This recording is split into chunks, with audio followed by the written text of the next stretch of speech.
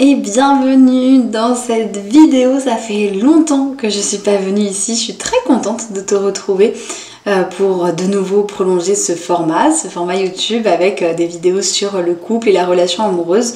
Et je trouve ça plutôt chouette de reprendre ça l'été, parce que l'été il y a toujours beaucoup de rapprochements, hein. Ça peut être un moment où tu vas partir en vacances avec ta partenaire, ça peut être un moment où vous allez vivre des moments plus ensemble, des moments peut-être avec vos familles respectives, bref, il peut se passer plein de choses. Et donc là-dedans, la communication elle a une place énorme. Et alors parfois c'est pour les bonnes choses, mais parfois ça ramène des sujets difficiles, parfois il y a des choses un peu difficiles à se dire, parfois ta partenaire va peut-être faire quelque chose que tu n'apprécies pas, c'est peut-être déjà le cas actuellement, et c'est peut-être toi qui as envie d'aborder le sujet, de dire là en fait ça va pas. J'ai un conseil à te donner si tu as envie de parler d'un sujet difficile à ton ou ta partenaire. Vraiment, pour moi, il y a un conseil à vraiment retenir si tu dois écouter et regarder cette vidéo jusqu'au bout. C'est que si tu veux évoquer un sujet sensible avec ton partenaire ou ta partenaire, je t'invite à le faire à froid. Alors, je vais prendre un exemple parce que ce sera un peu plus facile.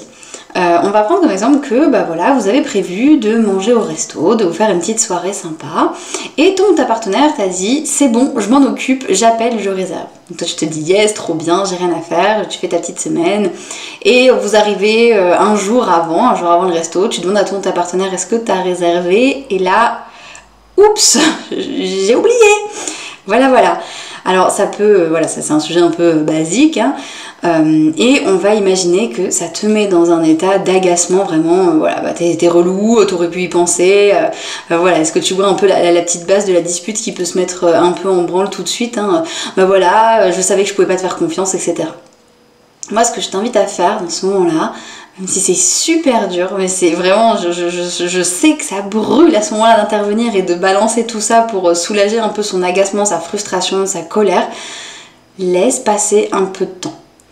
Tu viens d'apprendre que ton partenaire, ta partenaire a oublié de faire la réservation, ça t'agace, ça t'a saoulé, tu t'éclipses un petit peu, tu fais un truc qui n'a aucun rapport, je sais pas, tu vas ranger un truc, tu vas marcher, tu prends ton téléphone et tu fais un jeu, etc. Bref, tu scrolles, tu fais une pause et puis tu prends ton émotion qui est là, hein. T'as le droit d'être en colère, t'as le droit d'être frustré, donc t'as le droit là, de ressortir cet agacement, tout ça, et tu l'acceptes surtout, et tu le laisses passer. Et au lieu de prendre ce sujet et de le discuter à chaud avec ta partenaire, qui a bien vu que tu étais contrariée, moi je t'invite à retourner vers lui, vers elle, un peu plus tard. Et que ensemble vous puissiez évoquer ce qui s'est passé, mais à froid. C'est-à-dire une heure, même des fois 10 minutes ça suffit. Ça peut être 10 minutes après, tu viens le voir. Ou si tu sens que c'est pas encore passé, t'attends une heure, ou t'attends le lendemain, bref. T'attends un moment où en fait tu es moins impacté émotionnellement. Le moment où ça te fait vriller, mais où ça va, c'est à peu près gérable. Alors je pourrais passer 20 minutes à t'expliquer pourquoi c'est intéressant de faire ça, parce que le cerveau reptilien, machin truc, mais bon, on est en vacances, donc on va éviter les longs sujets un peu compliqués.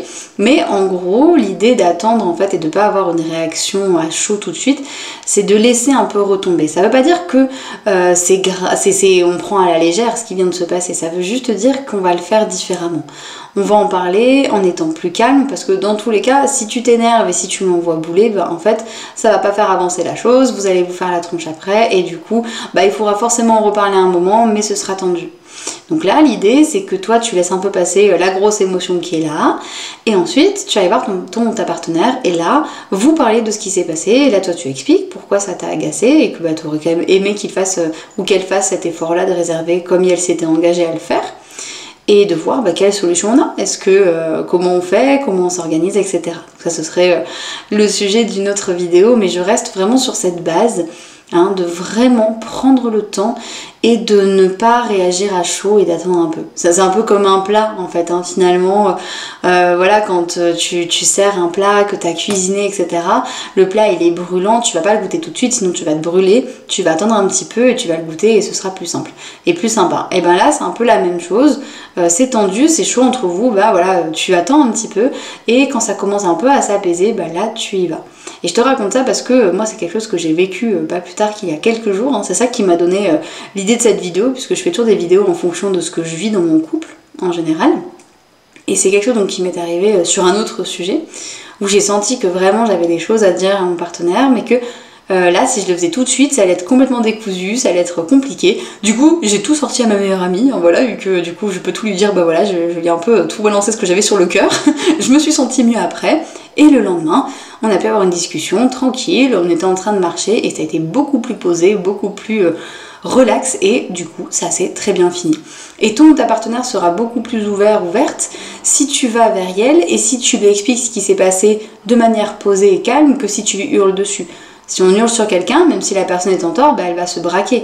Alors que si on parle et qu'on pose les choses de manière un peu tranquille, bon bah ça ouvre un peu à la conversation et ça aide un peu plus à se sentir en confiance et à moins créer de disputes. Alors plus facile à dire qu'à faire, mais en tout cas, peut-être l'occasion de profiter de l'été, justement des vacances. Les vacances on a un peu plus de temps, donc pourquoi pas, bah voilà, s'il y a un truc qui t'a contrarié, dire bah allez je vais faire un tour à la piscine et puis on verra après. Parce que dans tous les cas, régler maintenant ou plus tard, c'est pareil. Donc autant attendre que toi, tu sois moins impacté émotionnellement pour que ce soit aussi moins dur pour toi. Hein. C'est pas pour donner raison à l'autre, c'est juste que toi, ça va te préserver et ce sera beaucoup plus simple après pour toi de revenir sur le sujet et de moins te prendre la tête. Donc voilà, j'espère que cette première vidéo estivale t'a plu, il y en aura d'autres, hein, et puis du coup je suis curieuse, n'hésite pas en commentaire déjà à me dire si c'est quelque chose que tu arrives à faire ou pas, de laisser à froid et de laisser un peu de temps avant d'entamer un sujet un peu tendu, et surtout combien de temps. Combien de temps tu laisses traîner. Le but c'est pas de traîner 3 semaines, hein, parce que sinon ça devient un peu compliqué. Hein. Voilà, on reste dans un délai raisonnable. Je pense que dans l'idée c'est bien 2-3 jours très grand max, hein, mais comme je te le disais, 10 minutes parfois ça peut suffire. Donc voilà, je propose qu'on enchérisse un peu dans les commentaires et puis dites-moi quand vous le faites et si vous le faites déjà, et puis finalement à quel moment vous revenez sur le sujet. Voilà, et bien bel été et on se retrouve très bientôt pour une prochaine vidéo.